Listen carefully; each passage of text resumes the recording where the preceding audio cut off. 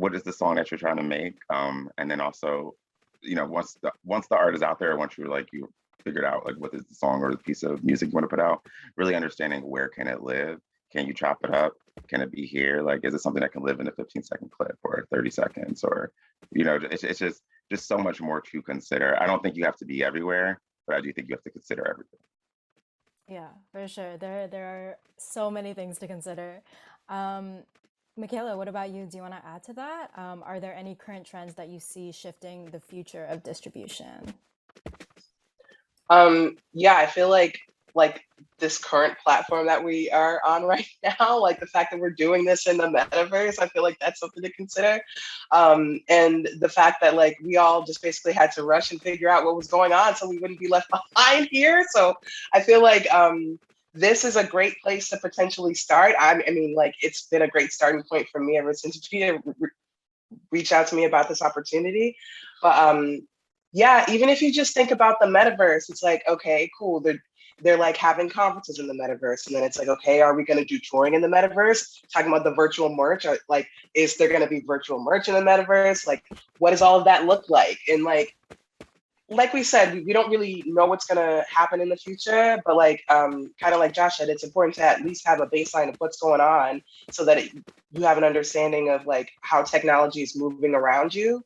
Because even if like this dies off by next year or whatever, and we're not even doing this, this is going to be the spark of something else that we're going to be doing next year. So like, even if you think about Vine, look at what Vine has done for us, you know what I mean? And she's not even here anymore. So I feel like if we really consider all of these things and like have an idea of what's going on and then talk to other people that have expertise in these various things, fantastic panels like this, and like, this is essentially this whole festival, that's how we're going to figure out where the next steps are. That's how we're going to figure out like which places to move and like who to talk to, and sparking ideas like while you're in the shower. It's going to be situations like this where it's like, I don't really know what's going on. I'm like kind of dipping my feet in the water here, but like a lot of great conversation is coming out of it. And now I'm thinking about things like this. So yeah, I don't even know what, like this whole week in general has been crazy. So I don't even know what's going to happen next week or the week after that. But if we just kind of try to stay grounded and try to have an idea of what's going on, I feel like that'll be the best opportunities for us, because ideas spark when people have ideas that tell other people their ideas. I feel like this was like kind of roundabout answer, but it's my answer. No, yeah, I love that. It always just starts off, with that one idea. Yeah, so jumping off of that, talking about, what are some of the new trends that you guys are seeing?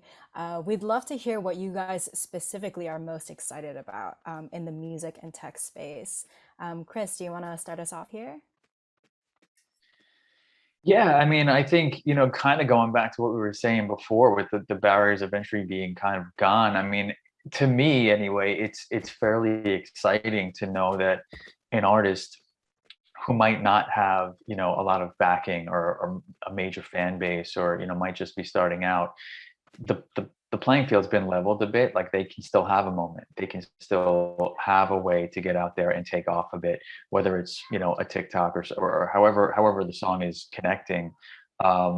We've kind of seen from our side, that's like the industry now is like looking for moments to capitalize on, and whether that's good or bad, I guess is debatable. But I know for sure we've definitely found artists that were creating a bit of a buzz on their own that we were able to really amplify, not by getting behind a song that happens to be moving on one platform, but digging into them to their their artistry, their catalog, and then figuring out ways to amplify it with them. So TuneCore specifically, in fact, they just rolled something out new called TuneCore Social Platforms, where artists can now directly just distribute to the social networks of their choice before going to the DSPs. So it's almost like a test out period to see, like, do I want to really put this out with and have it be seen with all the metrics the way that I would a traditional release or not? It's kind of shaped a little bit of the way the distribution can be looked at from that sense. And we've also kind of seen as we said earlier, like the ramp up of releases, and to me that's also exciting because now you have artists. Russ was obviously a really big one who was doing this, where he was dropping a new single every week. If you're a big Russ fan and you're getting a new single every week for 2 years, like that's awesome. You know what I mean? Papoose is another one who's doing it through TuneCore, where this whole year he dropped a new EP every single month and titled it from that month. So point being is that because, you know, things have changed and streaming is here, the way that some artists are ramping their releases up. If you're a hardcore fan of a specific artist and you're constantly getting new material from them, I mean, that's a win. You know, it's a connection that, you know, it can't be replicated when you're only putting out an album once a year, once every other year. And don't get me wrong, there are, you know, the Taylor Swifts and Ed Sheerans of the world that can do that. But you know, for the most part, for the 99.9999 other artists that aren't at that A+ level, you know, staying in fans' faces is really important. So I think it's exciting that you know, again, those barriers are gone and artists can just release as they want. Yeah, for sure. It's so exciting to see, you know, all of these shifts and all of these barriers starting to be broken down like more and more. Oz, what about you? What are you most excited about in the music and tech space? Well, I mean, like everybody, I'm probably looking at NFTs and seeing how that's going to affect everybody, and it's very exciting, obviously, because you just see the numbers and the money and how much. But I think on a broader scale, I just want to tell artists, don't be frustrated if there's certain things that you can't get with that are new, or that your fan base is not new. I think what's important across all this is find how to build your community, and where your fans are, and grow that. And some people are going to be hot on TikTok, but not on, you know, YouTube. So, you know, go there and build that out. You know, Discord right now for communities is amazing, and I think that that's really important. And if you know, have a fan base that is on there and you can build that and talk directly to your fans, you know, it's going to help everything. It's going to help your NFT business, your streaming business, everything. But some artist fans are not going to be on there, but they might be on YouTube. So we don't know what's going to be next. We all know 3.0 is going to change, and there's going to be things that are going to evolve, and it's going to be important for us to be aware of it. Like, I think, as Michaela said, it's good to just be aware of all these things. Now, you don't have to be an expert, and don't get frustrated if you're not, because the way music also works, and a lot of people might not realize this, is sometimes it's really slow to adapt, because there's a lot of laws, there's a lot of players, and people hold weight in the publishing side and the master side. And I just remember when, before Spotify came out, there was a handful of platforms that would have been way better than Spotify. They would have killed Apple and iTunes, but the players didn't want to lose the dollar download, so they would buy these tech and kill it. And then it, you know, Spotify should have been there at least 5 years before. So even though we might have the tech, it's not necessarily meaning music's going to come in and play ball right away. So don't stress about it as an artist if there's certain things that you're not, you know, getting with. I think it's really just important to remain true to your art, your fans, and find ways to grow and build your fan base in the community, because that's going to be a positive across no matter what happens with the tech. So. Yeah, absolutely. And I love that you shared that tip for artists, which is a perfect segue into our final question before we jump into the audience Q&A. What advice do you guys have for folks attending the summit who want to get started in the music and tech space? Josh, why don't you start us off? I would say really hone in on like the artist you want to be and what you want to say first, like, because I think that, like, you know, you're going to come in, and as we've all like really outlined, there's so many partners, so many players, and I think that, like, at the end of the day, you got to really know what you want to say and understand that through line that you want to bring to the project and the art that you're putting out. And then also, like, I really love that Oz made that point about don't be daunted by just, like, you know, all these new opportunities and spaces that pop up that you really may not know how to sit and be in. Like, you know, one of the biggest things, even with big artists, we always try to is bringing them to TikTok and understanding that it can work for you. And there's a way that you can craft content that doesn't seem forced, or, and I can just kind of, you can like be seamless with your everyday. And there is an audience for that. And I think that that's what people forget. They always think there's no audience for something. I think technology has enabled us to see what's visible, and all these different subsects and all these different communities that really can kind of get excited about what's going on. one thing I've learned, no matter what I've done, is there's always two things. People want to all join behind something and rally behind a moment or uh, a project or piece of art. And there's always going to be this crave for VIP experiences and exclusivity. So that's how things like NFTs can arise. I used to do stuff for Amex, like Coachella and moments, just like creating spaces where you feel exclusive, you feel special, and are able to connect with the music or moment that you care most about. Yeah, for sure. And I love that you mentioned the fact that, some people think that there's no audience for their music, or, no one's not gonna like what they're doing. But now that we have these tools, that you have access to this worldwide audience of what, like 8 billion people, there's gonna be someone out there that, Yeah. vibes with your music, vibes with your stuff, no matter how, weird or niche you might think it is. You just have to find a way to, get your stuff in front of them. I work with this band, The Living Tombstone, that was like in video games. Their numbers are crazy on YouTube, and it's just it's gaming music. It's like this audience for it, and like they're not out here traditionally. They're not touring. You only find them online, and like there's an audience for everyone. Yeah, absolutely. Michaela, do you want to share any advice that you have for folks attending the summit who want to get started in the music and tech space? Yeah, we've already talked about the importance of having a plan, and I'm a very type A person. I'd be planning, but with that being said, like, you can make a plan and then it can all, wither away, i.e. like 2020 on to today. So, make a plan, but then make space for that plan to change. And also, I forget who mentioned it, it might've been us, but authenticity is key. And people can tell, especially now, especially this generation, they can tell when you're not being authentic. If it's forced, they can tell, they will drag you for it. And so I think it's really important to stay authentic and to really look at yourself as like your own sort of use case. Like, I can't imagine this. I'm sure there's somebody, but like, if you're trying to be an artist trying to get into the music space, I could only imagine that there's a musician that you admire or that you look up to or that you like. And, just like, instead of trying to Google all the answers, just look inside of yourself. Like, you like this artist. What made you like this artist? What made you really build that connection into loving that artist? Like, what makes you want to tell a friend about it? And like, even though it may not be the exact same formula, it at least gives you the tools to kind of figure out which puzzle pieces fit for you. And I think that once you start with authenticity, other people can feel that, and they want other people to feel that. And that's what that sort of organic growth kind of builds off of, versus like, especially on TikTok, you can see with the ads, like you open the app and then the ads are there, and then it's like, ooh, this is forced. Let me go to the comments. And then I'm running to the comments, see what they're saying. And they're like, oh, girl, this is really terrible. And it's everyone just like joining in on that, because maybe like in the past, that was the wave, but nowadays people can definitely tell. So I think if you lead with authenticity, why is that the word that's making me have a problem today?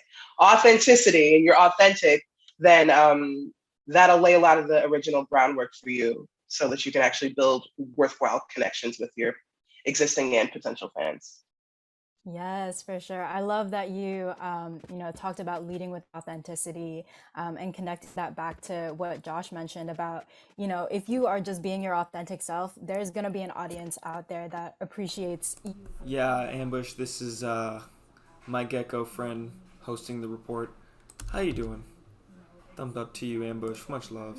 Anyone else, or to try to force it, because like you said, it's so easy to see right through that. So thanks for mentioning that. And Chris, do you have any final words of advice for folks attending the summit who want to get started in the music and tech space? Yeah, for sure. I mean, it was touched on already, but I think one kind of key point here is, when you're first starting out, there's always that fear of, well, I don't know enough, or I don't know everything. Well, I can assure you that this business is so rapidly changing and evolving all the time that nobody in this industry knows everything. You know what I mean? And anyone who tells you they do is they're wrong. If there's just too much to know, there's too many people, it's always evolving. So, at the core, you should understand how this business works. And luckily, as I said before, we're living in the greatest time ever because of technology, where YouTube does exist, Google exists. Like, you can find things out if you seek that information for free. So I would recommend, if you're confused about, what are the proper ways that I should be pitching myself a playlist, look it up, because you can find out. It's not like these are just, hidden secrets. But yeah, I really wouldn't be scared about what you don't know. It's like everybody said, it's being authentic and putting the music out there that you want to best represent yourself. And then the last thing I would say is, get really organized. Most artists, when they're first starting out, don't realize that, yes, your music is the product, but you're the CEO of this business, and you're probably the marketing director, and you're probably the project manager, and all of the other roles that are played in this industry. You're all of that, and you have to be organized. If you like I said before, 60,000 new songs getting uploaded to Spotify every day. How are you standing out? If you're not organized, it's a lot harder to do. So if I was you, if I was an artist that was just starting out, I would get very organized, and every single day I would have in my calendar, okay, from 9:30 to 10 a.m. I'm going to answer my DMs, and I'm going to make one-on-one connections with my fans. And Much love, Meta Mogul. of diehards that are going to connect with me. From 10 to 10:30, I'm going to research what are the latest trends going on this platform. From this time to this time, I'm going to reach out to other artists or check out some playlists to see what's happening, what's working, maybe some artists I can collab with. So it's things like that. If you put those the everyday strategy, if you get regular with what you're doing, if you get consistent, that consistency is going to pay off over time and help give you an edge over all the competition that's out there. Yeah, for sure. And I love that you shared some really specific action steps that folks can take. Making a schedule, answering messages, doing your research, very tangible things. So I hope everyone has been taking notes, because our panelists have shared so much valuable insight with us today. So now we're going to segue into our audience Q&A. So our first question, and you guys, anyone can hop in on these. So our first question is, now that we have the tools to release independently, is it still worth signing a distribution deal with a label? What are some of the pros and cons of going through a label? I guess I'll answer that. I mean, everybody can distribute everything anywhere. I mean, look at Russ. He's, so successful, still uses TuneCore. That could be, anybody can use TuneCore right now. It could be a great thing. I know so many artists have built up their fan base. At some point, you may want something else. You may want an advance so you can have a marketing budget. And that's when you may want to sign a distribution deal. You may want a team to help you. You may want Chris's team to help you out with something. And then you might want to sign a distribution deal.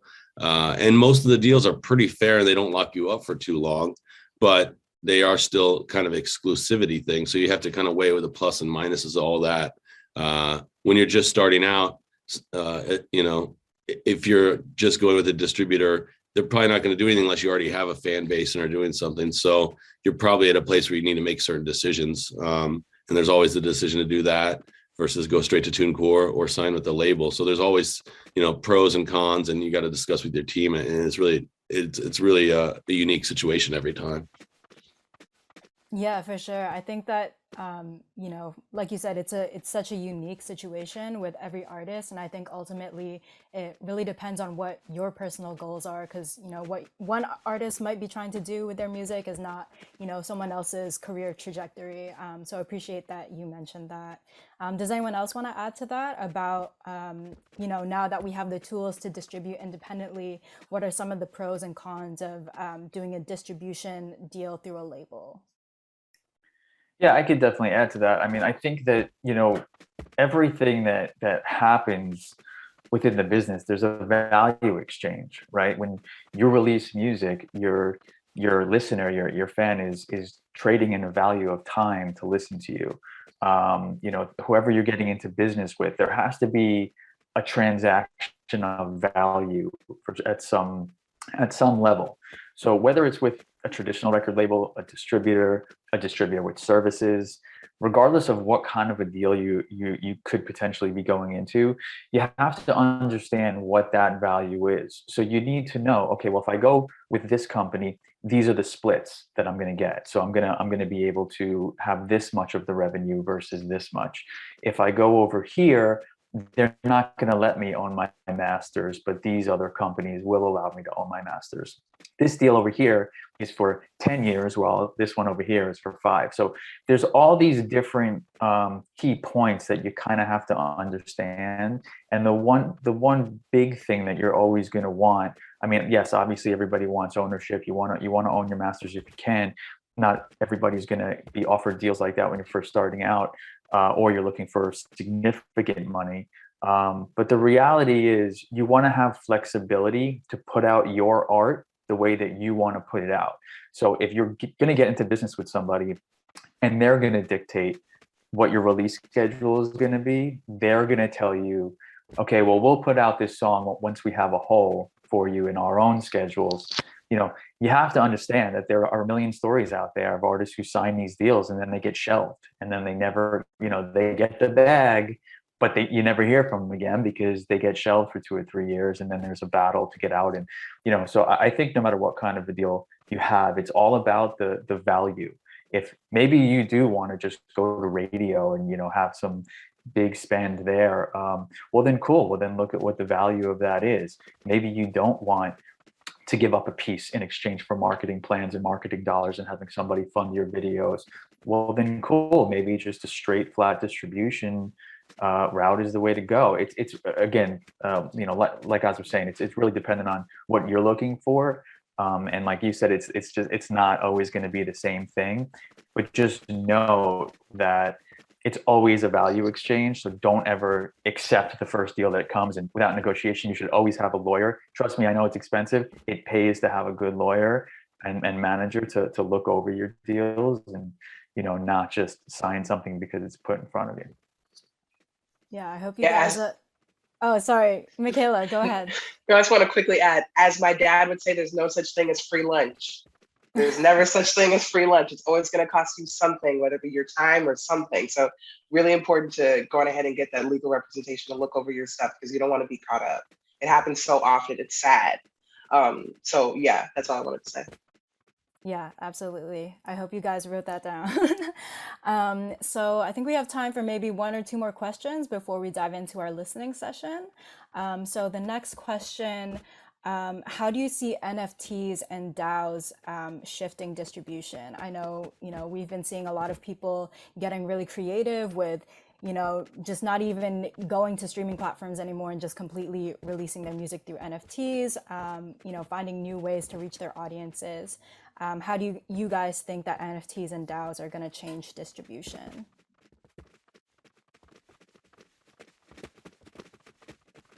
I mean, I could just say from my stance, I think we're still so early in it that I think that the best ideas haven't come yet. That's typically the way that it works. Over time, people figure out what's working, what's not. So I think that story will kind of play itself out over the next few years. But obviously, they're here to stay. A lot of artists are still just kind of getting their toes dipped in to, feel it out. And I think that the other side of that is that overall, like the consumer is starting to just now get a little bit better educated and are going to feel more comfortable in that space. So I think it's kind of wide open at this point. I mean, we've all heard the Beeple story, but in terms of music and creativity, I think that artists are creative people. So the best ideas haven't been there yet. And they're going to come from great artists or great, managers who are just super creative. So it's another exciting thing to look forward to in the future. Yeah, for sure. Does anyone else have anything to add to that about how they see NFTs and DAOs shifting distribution? I agree with Chris. We don't know what's going to happen yet. It's exciting. It's not going to work the same for everyone. It's a great additional potential vertical. And, we want to all hear what creative people are doing in the space, because we all want to empower independent artists. So I think just probably for all of us, it's an exciting time for that technology to be taking place, and it'll be, you know, a nice addition, if nothing else, to other verticals that artists and rights holders can make money from, which is a great thing, so they can continue creating. So I hope like soon there'll be like a one-click option on all the distros where you can add an NFT option, but you know, that's probably a little ways away, but I'm gonna try and make that happen maybe. Yeah, that's a great idea. You should write that down. But yeah, before we jump into our listening session, finally, where can the audience find and follow you guys and keep up with all of your cool projects? Michaela, where can folks find you? Yeah, I feel like LinkedIn is obviously the best place for like all the professional things. Like obviously my Instagram is tagged, but like if you just want to see like pictures of my dog or whatever, that's what my Instagram is mostly. It's just outfits and dog stuff from Instagram, I'll be completely honest. So really all professional things, definitely my LinkedIn. I'm Michaela Allen on LinkedIn. So if you just type in my name, I'll be under there, under DistroKid, and you'll be able to find me on there. And I answer like a lot of Instagram DMs via LinkedIn, and that would definitely be the best way. Awesome. Josh, where can folks find you? Really quick, and I'm so sorry I didn't want to go over, but just to Az's point and so agreement, I just think that NFTs are just going to really inspire us to be more creative. We're putting more value on one of a kind moments, experiences, art, and I just think that it'll more so impact behavior. And so we'll see what comes up. But Michaela mentioned about Vine, it doesn't exist, but look what it did. So I think that's and for me, like Michaela, LinkedIn, pretty much answer those a lot. It might say Joshua Kyle instead of Joshua Kyle Dickinson. And then also Instagram, Joshua_Kyle. Awesome. Chris, where can folks find you? Yeah, I'm definitely an Instagram guy. It's _Chris Maltese _. Also huge on LinkedIn, and I'm glad it got brought up because I do think that it's probably the most underrated social network out there. I mean, social, you know, it's a little bit more business oriented, but I have had artists reach out there. I've also found great marketing ideas and initiatives because there's other people in the industry talking about what they're doing, and I happen to be connected to a lot of marketing people. So going back to what I was saying before about creating that schedule and getting, you know, very consistent, if you're not scheduling time to create connections, whether it's LinkedIn or Instagram or anywhere else, you're missing out. I know I still to this day, I mean, I've been in this business for over 20 years, and I still to this day, every single day, go to LinkedIn and at least connect to one new person or respond to, you know, some messages. Or I think LinkedIn is a phenomenal tool. But yeah, you can find me on Instagram as well. Awesome, perfect. And Oz, where can folks find you? Yeah, my Insta is Ozgood, OZGOOD, and then as everybody else mentioned, LinkedIn as well. And just want to tell everybody that's looking to work in the music or tech business side to, you know, don't be afraid to reach out to people, kind of try and offer them something we might not know so you can stick out. And, you know, you might be able to set up a call with us, but if not, like, we're happy to, most of us, I would imagine, to message people who want to know how we got where we are. And like I said, I started as an intern. I worked for free, and that led me down this whole career path. And everywhere you go, you build up your network, and that can be potential, you know, things that, you know, can people who can hire you in the future. So I just want to kind of put that out there too, and tell everybody, don't be afraid to reach out to people and figure out how they got where they're at. Because, you know, a lot of us didn't know. I never even planned to work in the music business. So, but I'm gladly working in it and met a lot of cool people there. So holler. Amazing. If I could actually just add one thing to that too, just as a little tip, and I started this, I don't know, 15 years or so ago, but I have an Excel sheet that, again, to this day, I keep minimized on my browser, that I literally have a tab for A&Rs, a tab for video directors, a tab for, you know, makeup and hair people, a tab for music supervisors, a tab for publishers, lawyers, I mean, there's so many tabs, but I've built up this list, this contact list with names, email addresses, and notes of how I know them or how I connected to them, so that 5 years from now, 10 years from now, when I cross paths with somebody, I can very quickly, while I'm on the phone or on email, go and look and see, have I had some kind of connection with this person before. So that's something else I would really recommend doing. The earlier you can start that, the more dividends it's going to pay for you as time goes on. Yeah, awesome. That is a huge, huge gem. So I hope you guys wrote that down. Amazing. So thank you to our panelists for all of the amazing insights that you guys have shared with us. So that concludes our interview and our Q&A portion. And now we are going to dive into our listening session. So the purpose of this listening session, it's for, rising artists to get more exposure for their music, to, reach new audiences. It's also for our audiences to, find new artists, and also for artists to have an opportunity to get, valuable feedback from industry professionals. So up first, we have Whole by Daryl J and V featuring Karma.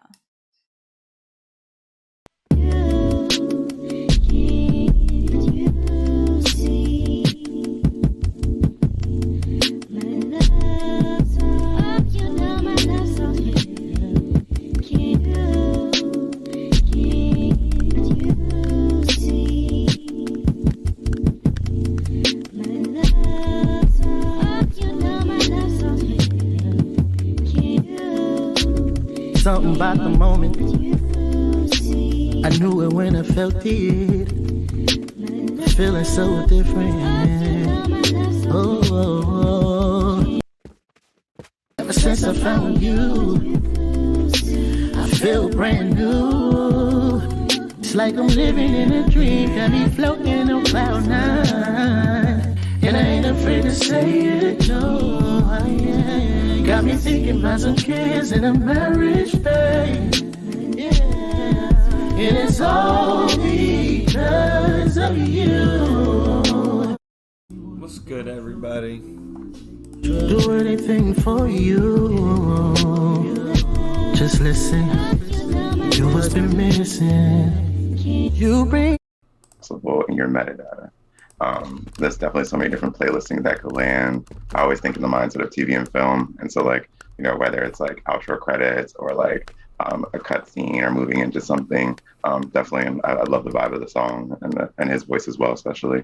But yeah, that's definitely one where it's like you want to really kind of be as granular and detailed as possible. There's so many different places that a song like that could live. All about metadata. I was going to say the exact same thing. Like, it's very timely for cuffing season, having everyone thinking about their decisions. Done it. Yeah, Josh. It's like the perfect song where it's like, get out my head, Michaela. I think I made leather. Yeah, exactly. Perfect time.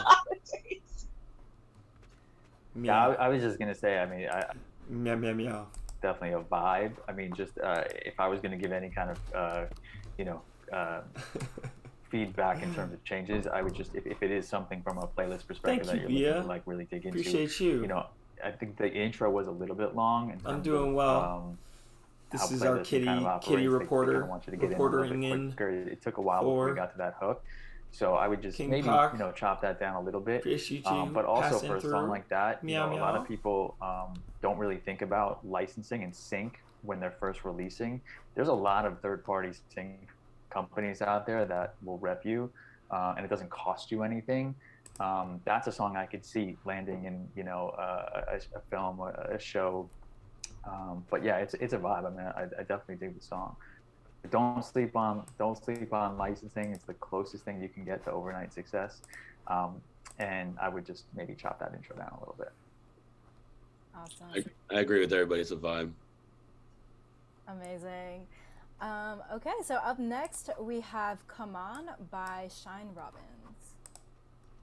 Oh, we're getting some behind the scenes. This is some behind the scenes music stuff.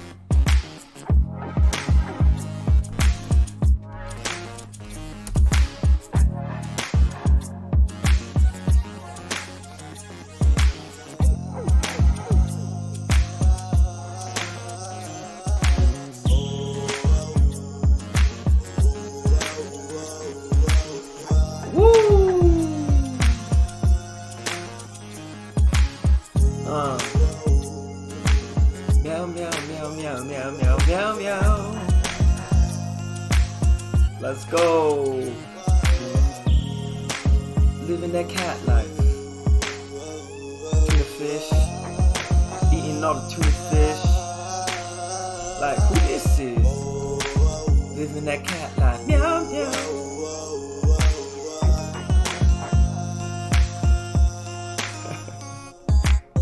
That was perfect. I was going to say this is one as well that I would say they would also like. I think that's some point that we've been missing. The last one is also for you as an artist, come to where you think your song is going to live as well.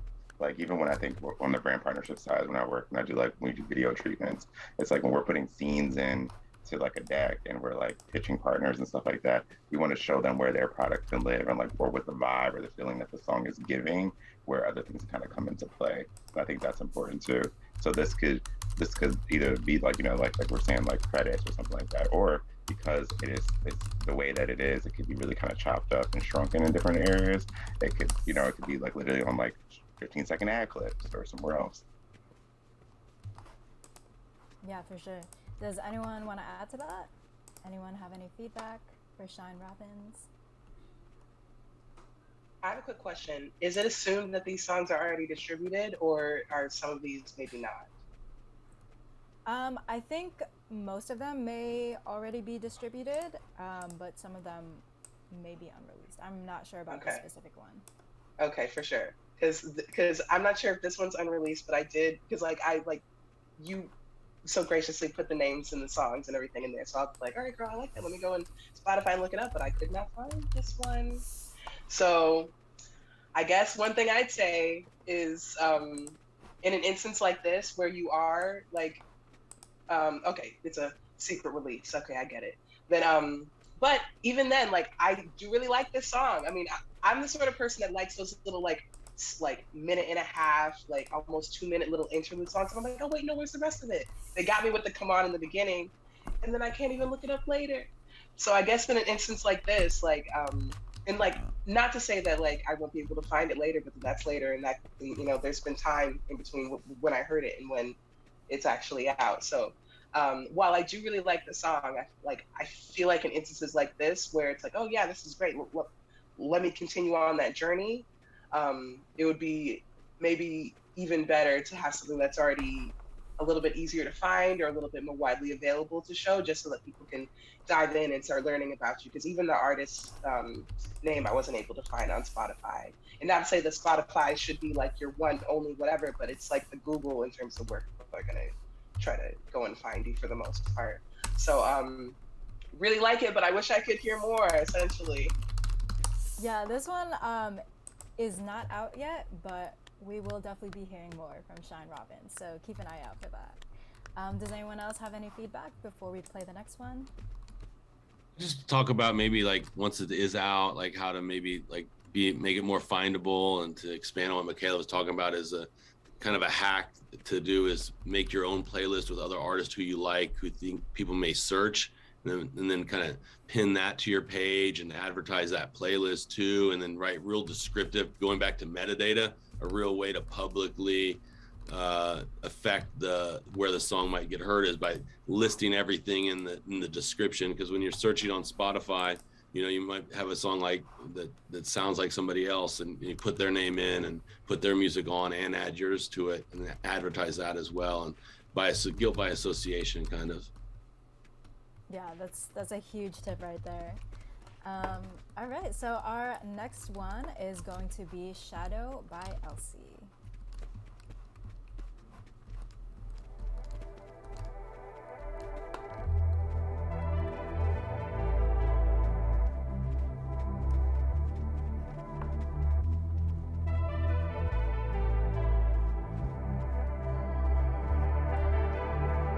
Two years with no sleep. Guess I've been living the dream. I'm sinking. I've hit the bottom. Oh, this is fire. Searching for something. Cast aside the feeling. Looking out from behind. I got this energy. I feel it haunting me. I know it's following, and now